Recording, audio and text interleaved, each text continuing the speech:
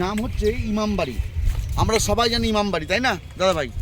তো main fact Imambari, সব জায়গায় ইমামবাড়ি আছে, আর ইমামবাড়ি শব্দটা আমরা সবাই জানি।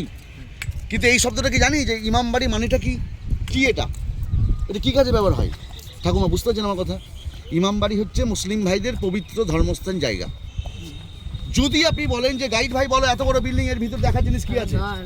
দেখার জিনিস হচ্ছে হাসান হোসেন এবং হযরত মুহাম্মদের হাতের পায়ের ছাপ, কোষ্ঠী পাথর রাখা আছে, নকল, আসল নয়। রাখা আছে কারবালার ময়দানে মাটি, যেখানে হোসেন সাহেব শহীদের যে অরিজিনাল মাটিটা মিডল পয়েন্টে, আর চারদিকে হাতের পায়ের ছাপ। বছরে 10 দিন খোলা হয়, সেই মহরমের সময়। মহরম জানা আছে না?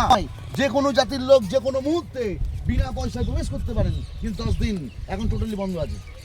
কাকিমা আমার কথা বুঝতে পারছেন? বুঝতে পারছেন কাকিমা? আপনার মন দিয়ে শুনেন, ছোট্ট মসজিদ দেখা দাদা ভাই। গাইড কিন্তু কেউ শুনছে না, কথাটা বোঝার চেষ্টা করুন। আমি শুনছি, তুমি বলো। এরকম করে বলা যাবে না। না না এক জায়গায় হন, আমি তাহলে সবাই শুনতে হবে, ভালো করে বুঝতে হবে। কারণ এটা আমি